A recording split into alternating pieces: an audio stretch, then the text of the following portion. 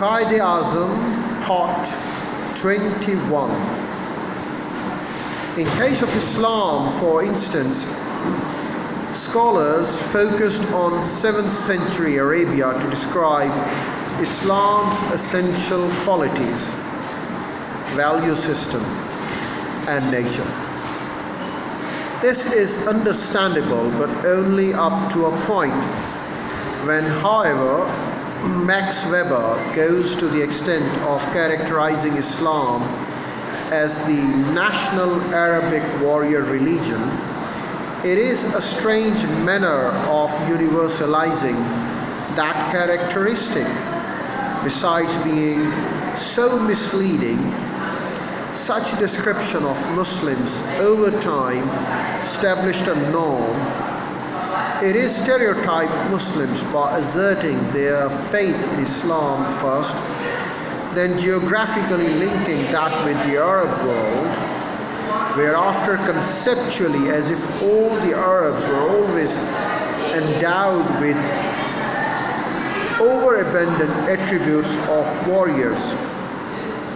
And so successfully has all this been done that such notions persist with remarkable tenacity till today. On the other hand, evidence revealing the large indifference of Hindustan and Hindus towards Muslims as Muslims until a separateness began to be asserted by the Muslims themselves. And it suggests that this political question of whether Muslims are a separate nation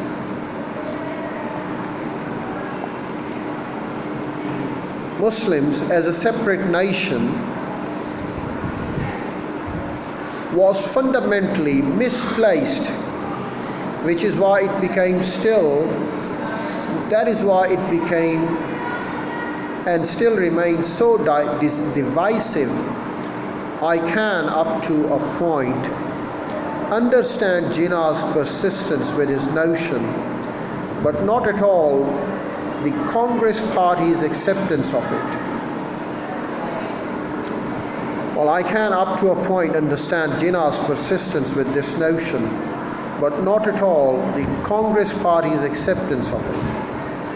Though I do accept that there existed other and significant grounds for alienation, different faith, worship rituals, some different social norms, certain specific mutually unacceptable customs or dietary preferences, also the many historical aberrations of the memory templates of Hindus, be it invasions, killings, loot, and whatever the original intention of the invader, all these great, they still do. Islamic traditions of India. I've got Jinnah's picture, Jinnah's portrait in the background. It's Jinnah's portrait in the background. Islamic traditions in India. To understand how and why Islam became, despite all the loot and rapine or pillage, a part of India's cultural landscape requires a much deeper understanding of the nature of this land and its people, and then a grasp of the enormous body of the India's Islamic traditions, examinations that we cannot really undertake here, as that is not the primary focus of our search.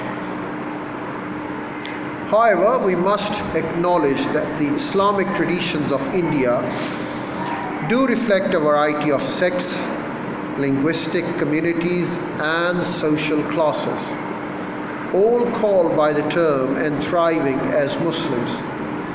In India, Muslims never were and still are not homogeneous, monolithic community, just as they are not so in Pakistan.